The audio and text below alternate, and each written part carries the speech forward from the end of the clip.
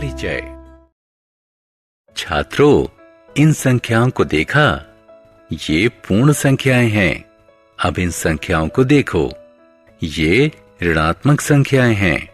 लेकिन हम उन संख्याओं के उस बड़े समूह को क्या कहेंगे जिसमें पूर्ण संख्याएं और उसकी सभी ऋणात्मक संख्याएं भी हों? जी हां, उन संख्याओं को पूर्णांक कहते हैं। आइए पूर्णांकों के बारे में और विस्तार से जानें। उद्देश्य। इस पाठ के अंत में आप निम्न करने में सक्षम हो जाएंगे: पूर्णांक को परिभाषित करना, पूर्णांक के गुण धर्म बताना और पूर्णांक की संक्रियाओं को बताना। पूर्णांकों का गुण धर्म। छात्रों, यदि हम दो पूर्ण संख्याओं को जोड़ें तो योग क्या होगा? आइए देखें। रोहन के पास 6 गेंदें हैं। उसके मित्र सोहन के पास 5 गेंदें हैं। उनके पास कुल मिलाकर कितनी गेंदें हैं? जी हां, उनके पास कुल 11 गेंदें हैं। इस उदाहरण से हम देख सकते हैं कि दो पूर्ण संख्याओं का जोड़ भी एक पूर्ण संख्या होती है। हम देख सकते हैं कि पूर्णांक का जोड़ पूर्णांक ही प्रदान करता है। अतः पूर्णांक योग संक्रिया के नियम के सापेक्ष संवृत्त होते हैं। रीना को देखो, उसके पास 5 चॉकलेट्स हैं। यदि वो 3 चॉकलेट्स अपने भाई को दे देती है तो उसके पास अब कितनी चॉकलेट बचेगी? जी हां, आप सही हैं। उसके पास 2 चॉकलेट्स बचेंगी। इस उदाहरण से हमने देखा कि दो पूर्णांकों का व्यवकलन भी एक पूर्णांक होता है। अतः पूर्णांक व्यवकलन की संक्रिया के नियम के सापेक्ष संवृत्त होते हैं। सामान्य तौर पर किन्हीं भी दो पूर्णांकों को a और b के लिए a जमा b एक पूर्णांक होता है। इसी प्रकार किसी भी दो पूर्णांकों a और b के लिए a घटा b एक पूर्णांक होता है। पूर्णांकों का गुणधर्म। आइए अब एक दूसरे गुणधर्म को जानें। यह क्रम विनिमेयता का गुण है। यह 10 रुपए का नोट है। यदि हम इसमें 2 रुपए का एक सिक्का जोड़ दें तो हमें 12 रुपए प्राप्त होंगे। अब 2 रुपए का एक सिक्का लीजिए और इसमें 10 रुपए का एक नोट जोड़िए। हमें पुनः 12 रुपए ही प्राप्त होंगे। या हम इसे 10 जमा 2 बराबर 12 के रूप में लिख सकते हैं और 2 जमा 10 बराबर 12 भी। दोनों ही स्थितियों में उत्तर समान रहेगा। इसका अर्थ है कि पूर्णांकों को किसी भी क्रम में जोड़ा जा सकता है। अतः पूर्णांकों का योग क्रम विनिमेयता के नियम का पालन करता है। साधारणतः किन्हीं दो पूर्णांकों a और b के लिए हम कह सकते हैं कि a जमा b बराबर है b जमा a के।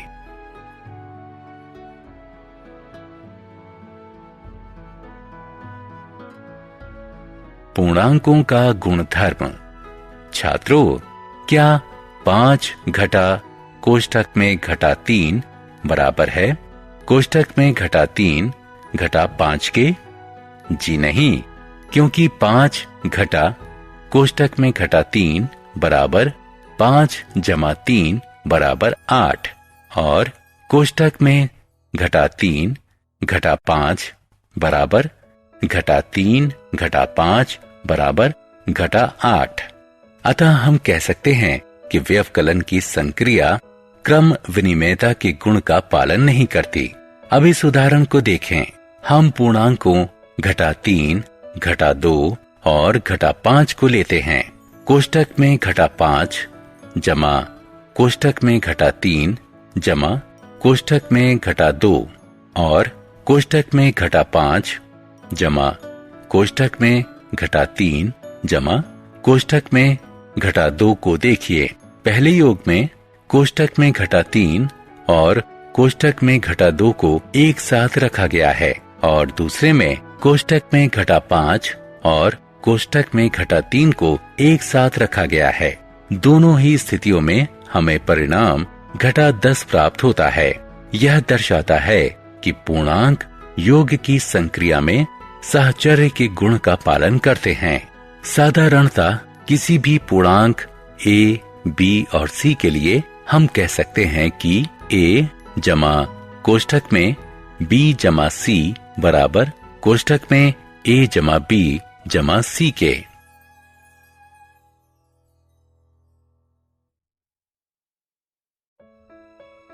योज्य तत्समक। योज्य तत्समक। जब हम शून्य को किसी पूर्ण संख्या से जोड़ते हैं तो हमें वही पूर्ण संख्या प्राप्त होती है। शून्य पूर्ण संख्याओं की एक योज्य तत्समक है। इसी प्रकार यदि हम शून्य को पूर्णांकों से योग करें तो हमें वही पूर्णांक प्राप्त होते हैं। साधारणतः किसी भी पूर्णांक के लिए a जमा शून्य बराबर a बराबर शून्य जमा a होता है। पूर्णांकों का गुणन। हम जानते हैं कि पूर्ण संख्याओं का गुणन पुनरावृत्ति योग होता है। उदाहरण स्वरूप 2 जमा 2 जमा 2 बराबर 3 गुणा 2 बराबर 6। इसी प्रकार पूर्णांकों का गुणन भी पुनरावृत्ति योग होता है।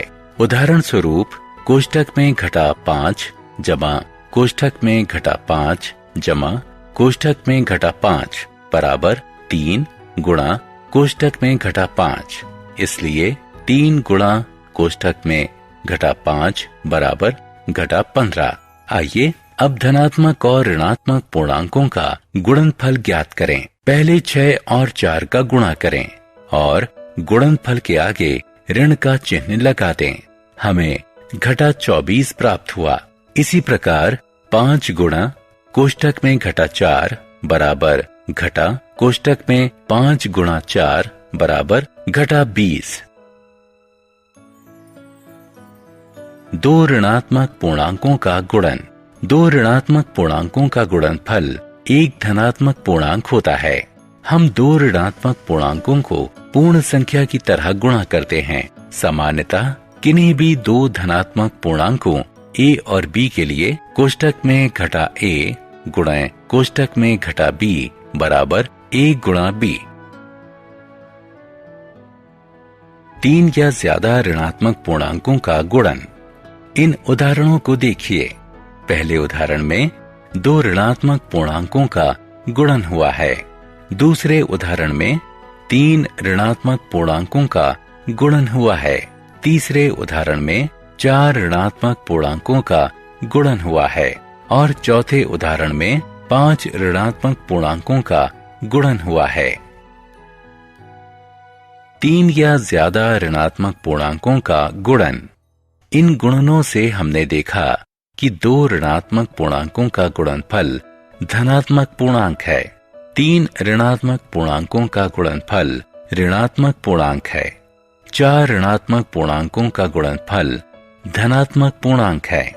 हम देख सकते हैं कि पहले और तीसरे उदाहरण में गुणा किए गए ऋणात्मक पूर्णांकों की संख्या सम क्रमशः 2 और 4 थी। इसलिए 1 और 3 में प्राप्त गुणनफल धनात्मक है और 2 एवं 4 उदाहरण में गुणा किए गए ऋणात्मक पूर्णांकों की संख्या विषम थी। इसलिए 2 एवं 4 में प्राप्त गुणनफल ऋणात्मक पूर्णांक है। अतः हम कह सकते हैं कि गुणन में ऋणात्मक पूर्णांकों की संख्या यदि सम हो तो गुणनफल धनात्मक पूर्णांक होता है और यदि गुणन में ऋणात्मक पूर्णांकों की संख्या विषम हो तो गुणनफल ऋणात्मक पूर्णांक होता है। पूर्णांकों के गुणन के गुणधर्म। 2 पूर्णांकों का गुणनफल भी एक पूर्णांक होता है। उदाहरण के लिए कोष्ठक में घटा 20 गुणा कोष्ठक में घटा 5 बराबर 100। कोष्ठक में घटा 15 गुणे 17 बराबर घटा 255। अतः हम कह सकते हैं कि गुणन योग की संक्रिया के सापेक्ष समवृत्त है। सामान्यतः a और b पूर्णांकों के लिए a गुणा b एक पूर्णांक होता है। इस उदाहरण को देखिए। हम देख सकते हैं कि 3 गुणा कोष्ठक में घटा 4 बराबर कोष्ठक में घटा 4 गुणा 3। इसलिए पूर्णांकों का गुणनक्रम विनिमय के गुणन का पालन करता है। सामान्यतः किन्हीं दो पूर्णांकों a और b के लिए a गुणा b बराबर b गुणा a।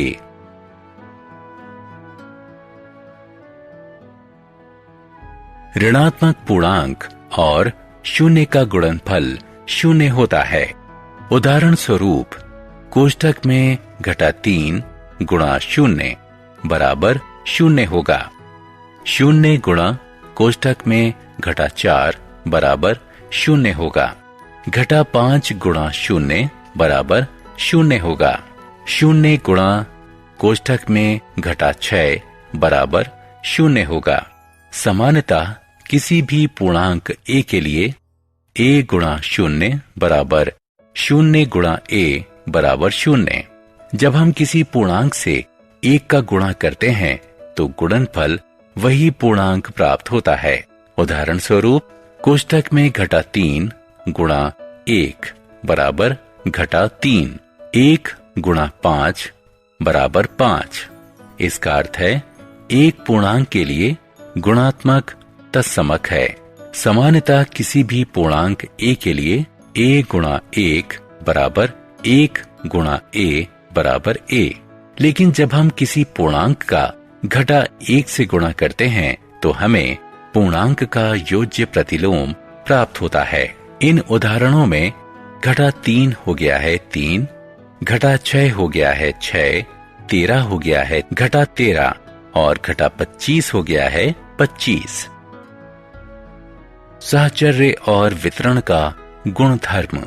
3 पूर्णांकों का गुणनफल पूर्णांकों के समूहबद्धता पर निर्भर नहीं होता और इसे गुणन का साहचर्य गुण कहते हैं। किन्हीं 3 पूर्णांकों a, b और c के लिए कोष्ठक में a गुणा b गुणा c बराबर a गुणा कोष्ठक में b गुणा c। उदाहरण स्वरूप 7 गुणा कोष्ठक में 6 गुणा कोष्ठक में घटा 4 बराबर 7 गुणे कोष्ठक में घटा 6 गुणा कोष्ठक में गुणा 4। आइए अब गुणन के वितरण गुण की तरफ बढ़ें। किन्हीं भी पूर्णांकों a, b और c के लिए a गुणा कोष्ठक में b जमा c बराबर a गुणा b जमा a गुणा c। उदाहरण स्वरूप कोष्ठक में घटा 2 गुणा कोष्ठक में 3 जमा 5 बराबर कोष्ठक में घटा 2 गुणा 3 जमा कोष्ठक में घटा 2 गुणे 8।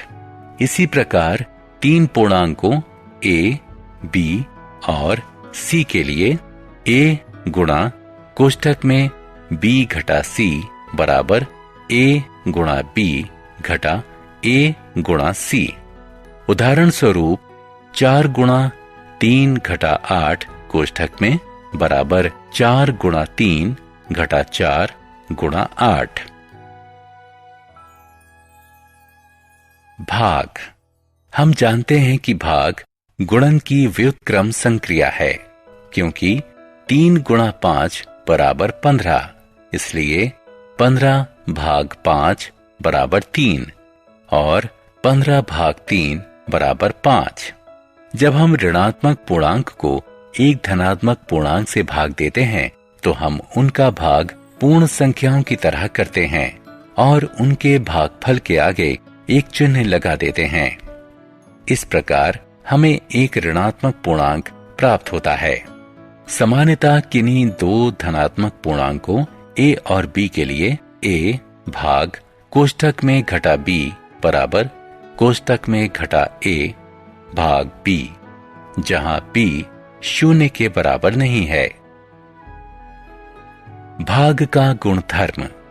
भाग क्रम विनिमय के गुण का पालन नहीं करता। उदाहरण स्वरूप कोष्ठक में घटा 8 बटा कोष्ठक में घटा 4 कोष्ठक में घटा 4 बटे कोष्ठक में घटा 8 के बराबर नहीं है। शून्य द्वारा किसी पूर्णांक में भाग देना अर्थहीन है और शून्य को शून्य के अतिरिक्त अन्य किसी पूर्णांक से भाग देने पर भागफल शून्य आता है। किसी भी पूर्णांक को 1 से भाग देने पर भागफल वही पूर्णांक होता है। उदाहरण स्वरूप कोष्ठक में घटा 8 बटा 1 बराबर है कोष्ठक में घटा 8 के। कोष्ठक में घटा 11 बटा 1 बराबर है कोष्ठक में घटा 11 के। किंतु किसी पूर्णांक को घटा 1 से भाग दिया जाए तो गुणनफल वही पूर्णांक नहीं होगा। उदाहरण स्वरूप घटा 8 कोष्ठक में बटा कोष्ठक में घटा 1 बराबर है 8 के। 11 बटा कोष्ठक में ऋण 1 कोष्ठक में घटा 1 बराबर है घटा 11 के।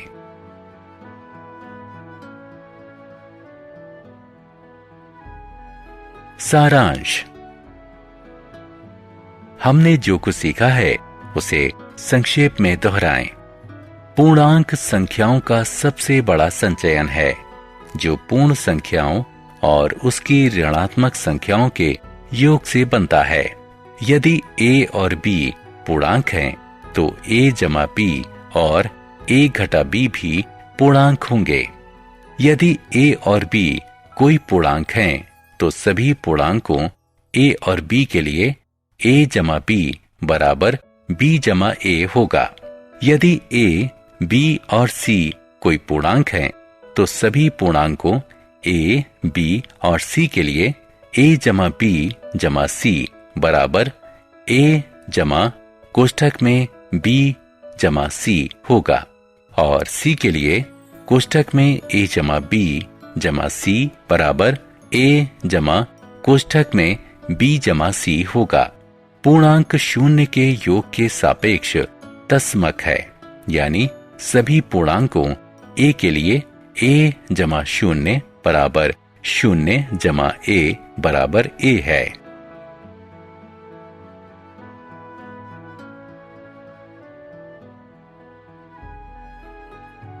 एक धनात्मक और एक ऋणात्मक पूर्णांक का गुणनफल ऋणात्मक और एक दो ऋणात्मक पूर्णांकों का गुणनफल धनात्मक होता है।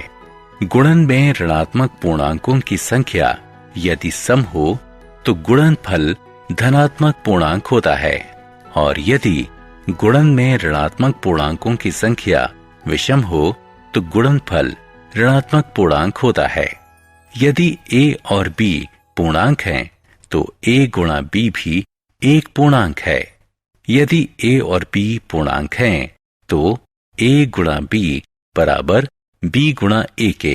पूर्णांक एक पूर्णांकों के लिए गुणज इकाई है, यानी किसी पूर्णांक a के लिए 1 गुणा a बराबर a गुणा 1 बराबर a है। यदि a, b और c पूर्णांक हैं तो कोष्ठक में a गुणा b गुणा c बराबर a गुणा कोष्ठक में b गुणा c। यदि a, b और c पूर्णांक हैं तो किन्हीं भी पूर्णांकों a, b और c के लिए a गुणा कोष्ठक में b जमा c बराबर a गुणा b जमा a गुणा c है। जब एक धनात्मक पूर्णांक को ऋणात्मक पूर्णांक से भाग देते हैं तो प्राप्त भागफल ऋणात्मक होता है। इसके ठीक उलट भी सही होता है। एक ऋणात्मक पूर्णांक का किसी ऋणात्मक पूर्णांक से भाग देने पर प्राप्त भागफल एक धनात्मक पूर्णांक होता है। किसी पूर्णांक a के लिए a भाग शून्य अपरिभाषित होता है और a भाग 1 बराबर a होता है।